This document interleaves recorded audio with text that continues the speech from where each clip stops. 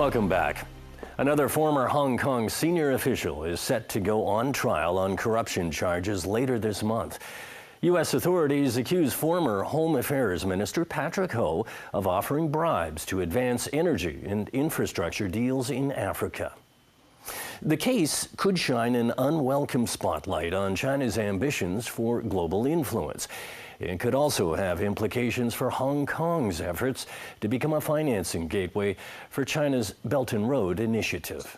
Mr. Chairman, I am Patrick Ho of China Energy Fund Committee. July 2016. At the United Nations headquarters in New York City, a meeting on sustainability is underway. At the time, Patrick Ho, former Secretary for Home Affairs in Hong Kong, was Deputy Chairman and Secretary General of China Energy Fund Committee, a non-profit, non-governmental organization. It was recognized by the UN and reportedly funded by private Chinese company CEFC China Energy. Sustainability must become a way of life for all people. Ho was well connected to the UN and had become a regular at these types of events. He often discussed international development and inequality. He is a fierce patriot of his nation, and a few months later, at another UN meeting, Ho made another presentation. He is the co-author of this report, the Belt and Road Monograph. This time, Patrick Ho was here to talk business. I represent the China Energy Fund Committee. The name sounds very formidable, but it's not. Okay, we are actually a think tank. Ho was on a mission to use that think tank along with his connections to help reorganize the balance of power in concert with the rise of China. He called it Globalization 2.0. And China's Belt and Road Initiative is the answer to this need. If the goal was a reorganization of economic power, Ho's job was to make sure China's Belt and Road Initiative was the means to make it happen. The Belt and Road Initiative is an unprecedented endeavor, first announced in 2013.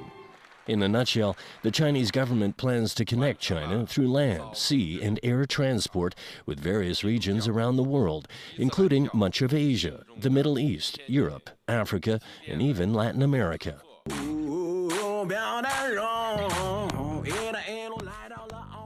But carrying out the plan requires a series of infrastructure projects, mostly built by Chinese companies and funded by Chinese banks, usually in the form of loans. Journalist and author Tohan Shi has been tracking the evolution of China's Belt and Road Initiative.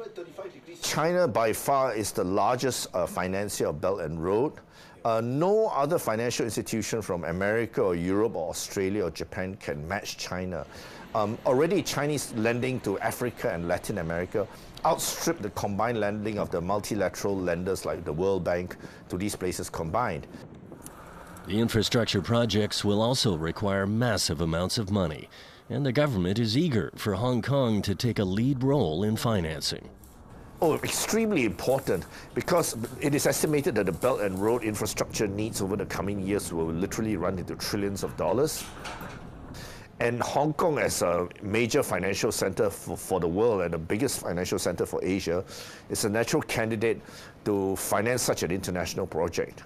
And I predict that in the coming years, Hong Kong will be the global leading capital of this new form of Chinese state-backed financing for Belt and Road. So the stakes are immense. And on world stages at the United Nations, Patrick Ho, with his connections and influence, was uniquely positioned to raise the profile of Belt and Road projects. Projects for other countries built by Chinese companies with funding from Chinese banks. But there was a problem. While Patrick Ho was spreading the gospel of Globalization 2.0, U.S. authorities began to uncover complex transactions, secret bank transfers, and questionable donations. The U.S. Attorney's Office suspected they were bribes. Good evening. Former Home Affairs Secretary Patrick Ho has been arrested in the United States for allegedly leading a multi-million-dollar bribery scandal. In November 2017, federal authorities arrested Patrick Ho in New York. He remains in custody after being denied bail 5 times. In court documents, Ho is accused of offering $2.9 million in bribes to African officials, including a donation to the president of Chad to advance oil and development rights for CEFC China Energy. Ho has pleaded not guilty to all 8 counts of bribery and money laundering in a case that coincides with an intensifying trade war. Here at the courthouse, Patrick Ho denied bail once again. Actually, these are the guys. These are the defense lawyers for Mr. Patrick Ho. Journalist and lawyer Matthew Lee follows cases related to the United Nations. All I'm saying is the wider Belt and Road is taking place all over the world, but the UN is a venue for some of the transactions or some of the advocacy. There is a possibility that this case is part of a much larger dispute between the US and China, which is obviously what Patrick Ho likes to make that argument. But is there a bigger game? There is. The fact that they're bringing in Belt and Road as part of the defense shows that they're trying to cloak themselves in Chinese foreign policy. What do we know about this donation that was made? Was it a bribe? Was it a gift? Was it a donation that became a gift? What was it? You say tomato, I say tomato. It seems that he was offering money in order to get CEFC to get business contracts, both in Uganda and Chad. It seems uncontrovertible from the emails that they've even released.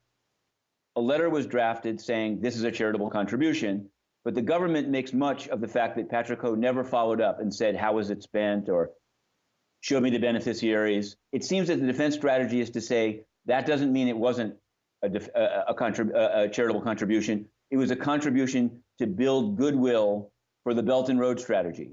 Can we expect the prosecution to shine an unflattering light on some of these energy and development deals that are being made with countries like Uganda and Chad?